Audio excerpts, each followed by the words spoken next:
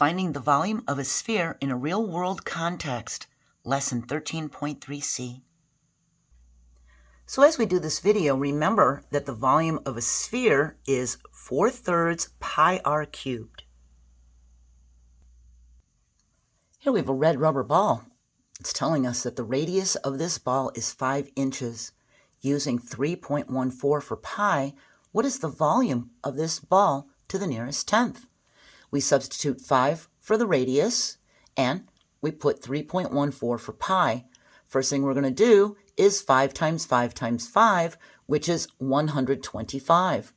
We multiply the 125 by the 3.14, and we get 392.5. Now, we need to multiply these, but this is a decimal and that's a fraction. So let's put them in the same format. Let's make them both fractions.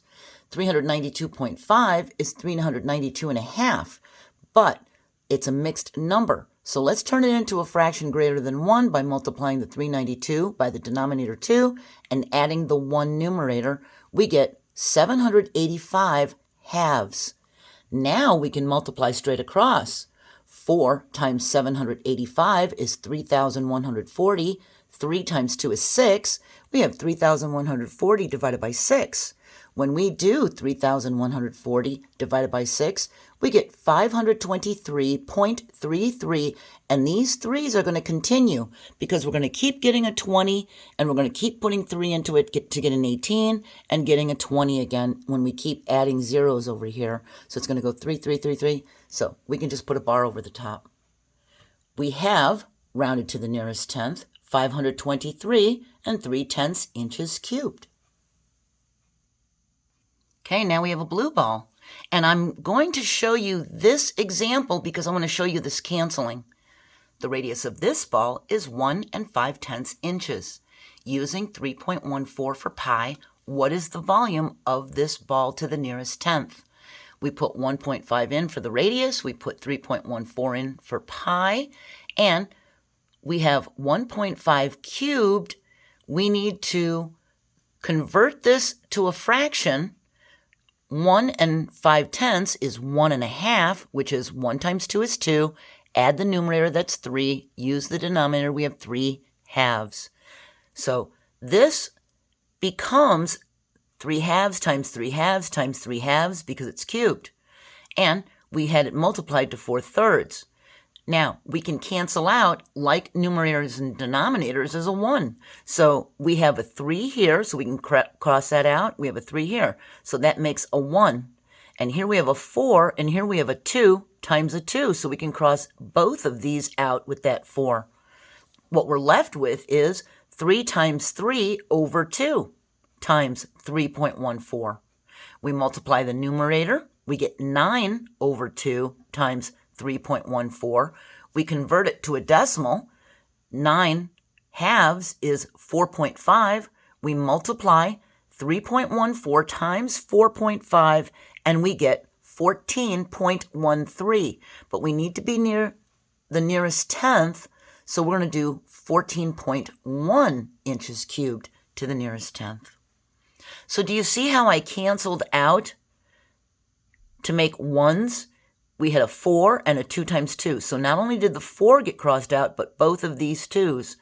And then we had a 3 here and a numerator 3. And all we were left with was the 3 times 3 over a 2. Now we could have done the numerators multiplied and then the denominators multiplied, but this way was quicker.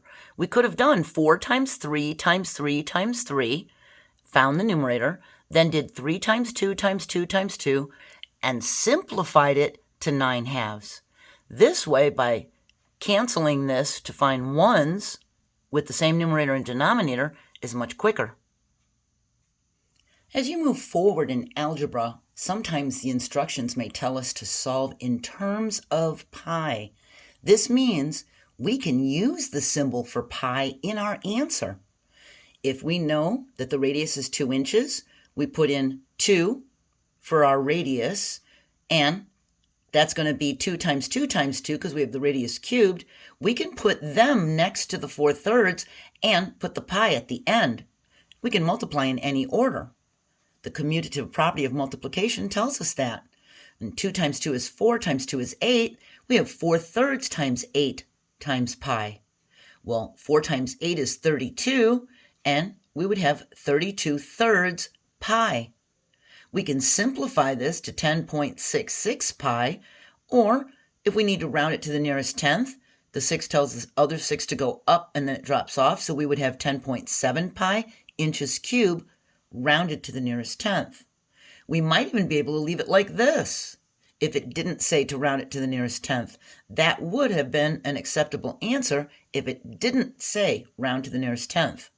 Now, do you notice I went from an equal sign to an approximation symbol? Because when we rounded 10.66, which continued on lots of sixes, to 10.7, we use approximately because it's not exact. And you're going to have to pay really close attention to understand this one. The radius of this ball is 5 inches. We just did that a couple problems ago. Well, the radius of a green ball is 1.2 times greater than the radius of this ball, of this red ball. This means the volume of the green ball is 1.2 cubed times as big as the red ball, since the radius is cubed in the formula. So, if the radius is 1.2 times greater and the radius is cubed in the formula, the volume will be 1.2 cubed greater than this red ball's volume. Our formula would be volume is equal to 4/3 pi r cubed times 1.2 cubed. We could even say that V is equal to 4/3 pi 1.2 r cubed. Since up here the r is cubed and the 1.2 is cubed, we can put them together as 1.2r with the little 3 exponent on the outside of the parentheses, which tells us that everything in the parentheses is going to have a 3 exponent. Take a look at this. It kind of looks like a farm silo, doesn't it? When 2 or more shapes are combined, they form a composite figure. We can find the volume of this figure by finding the sum of the volume of a cylinder and a hemisphere. We know the volume of a cylinder. We learned that volume is equal to pi r squared h for multiplying pi times the radius squared times the height. And the hemisphere is going to be half of a sphere. So whatever the volume of a sphere is, we would do half of that. And that would be 4/3, wouldn't it? For a sphere, we'd have 4/3 pi r cubed.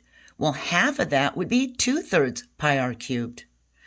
We could also, because there's an invisible 1 here, so we have 1 pi r squared height, we could do 1 plus 2/3, and 1 is 3/3. We have the same denominator, so we can just add 5/3. So we could also use volume is equal to 5/3 pi r cubed to find this entire volume. That would be the cylinder and the hemisphere together in this one formula. We're now finished with Module 13. We're moving on to Module 14. We're going to talk about making a scatter plot. Have a great day and join me for Module 14. Bye.